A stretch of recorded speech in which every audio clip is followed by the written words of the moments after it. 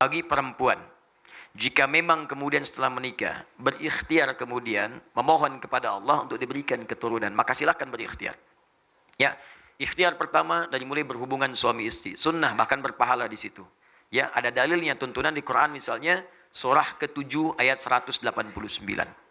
Ya, ada lagi nanti di Al-Baqarah misalnya ayat 187 sampai ayat ke-223 juga ada di situ. Dari 222 bahkan dari nikahnya 221, 222 sampai 223-nya. Ada batasnya. Kapan itu berhenti, kapan itu dilakukan. Saat haid tahan, suci silakan. Yang kedua, kalau setelah berhubungan itu belum ada tanda-tanda, maka cari amalan-amalan yang dengan amalan itu bisa melahirkan jawaban dari apa yang diharapkan. Rumus motivasinya ada di Quran surah 5 ayat 35. Ya ayyuhalladzina amanu taqullaha wabtaghu ilaihil wasilah. Hei orang-orang beriman, tingkatkan takwamu kepada Allah, cari wasilah dengan takwa itu untuk menjawab apa yang kamu inginkan. Misal Anda punya harapan nih, ya Allah saya pengen punya keturunan, 2 tahun belum ada, 3 tahun belum ada, 4 tahun belum ada. Apa cara terbaiknya? Kata medis gak bisa ini mustahil, kata klinis gak mungkin. Maka cara yang terbaik adalah kembali kepada Allah yang tidak punya batas. Semua akan dikasih. Bagaimana caranya? Allah berikan satu jalan, satu aja. Ittaqullah, tingkatkan takwa kepada Allah. Rumusnya takwa. Takwa itu disebutkan 115 kali dalam Al-Quran. Maka setiap menyebutkan kalimat takwa, di situ ada amalan. Keluarkan amalannya, tempuh amalan itu dengan niat untuk mendapatkan jawaban dari ikhtiar yang sedang dikerjakan. Apa contoh dari takwa itu? Salat. Karena kalimat takwa pertama dalam Al-Quran, bagi orang beriman disandingkan dengan salat. Dan mana dalilnya Ustaz? Quran surah kedua Al-Baqarah, ayat kedua sampai ketiga. Dzalikal kitabu la raiba fi hudal lil muttaqin. Siapa orang takwa muttaqin itu? Ayat 3-nya.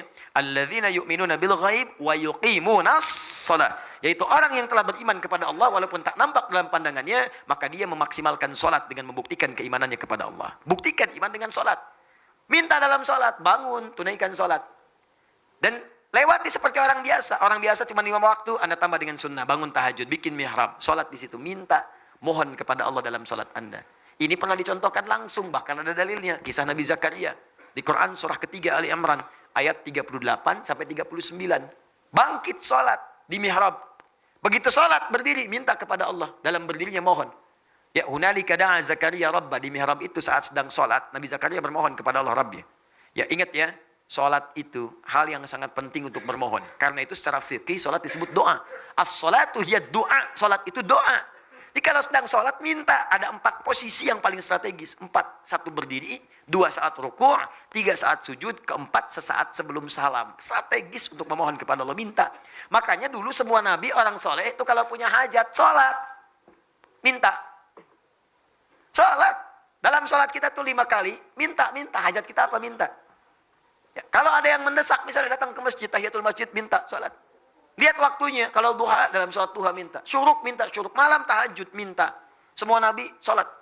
Kalau nggak percaya lihat di Quran, Quran surah ke-20 ayat ke-14, Nabi Musa sholat. Nabi Isa sholat, Quran surah 19 ayat 31 sampai 33. Nabi Ismail tadi sholat, Quran surah 19 ayat 55. Bahkan minta keluarganya sholat. Wa kana ya'muru ahlahu bis sholat. Minta keluarganya sholat. Para nabi nyuruh keluarga sholat. Anda bayangkan. Nabi Muhammad minta. Bukan cuma anaknya Fatimah misalnya, tapi juga suaminya, menantunya. Ali bangun, minta sholat, minta. Apa yang dikatakan Nabi Zakaria dalam sholatnya? Qala rabbi habli min ladunka dzurriyyatan thayyibah innaka sami'ud du'a. Ya Allah, mereka memvonis aku tidak mungkin punya keturunan.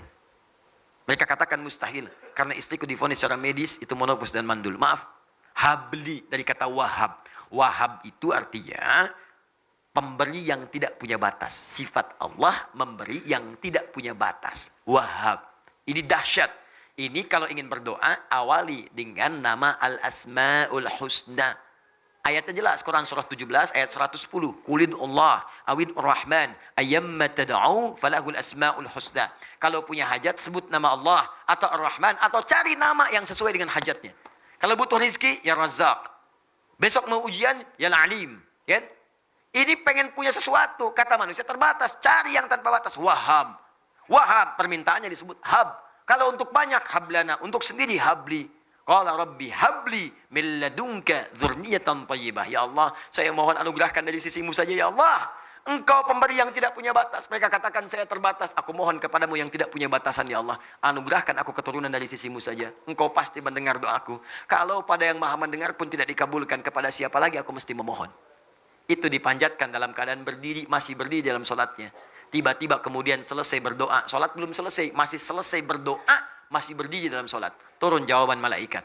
Ayat 39-nya, surah 3 ayat 39. Fanadathul malaikatu wa huwa qaimun yusalli fil mihrab. Turun malaikat menyeru sedangkan beliau masih berdiri di mihrabnya, sedang sholat.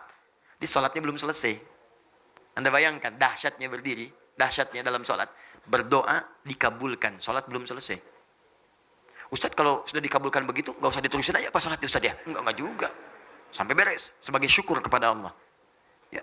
Turun, Anallah yubasyiruka bi Yahya. Allah kasih kabar gembira, Anda akan punya anak, langsung namanya dari Allah Yahya, artinya hidup.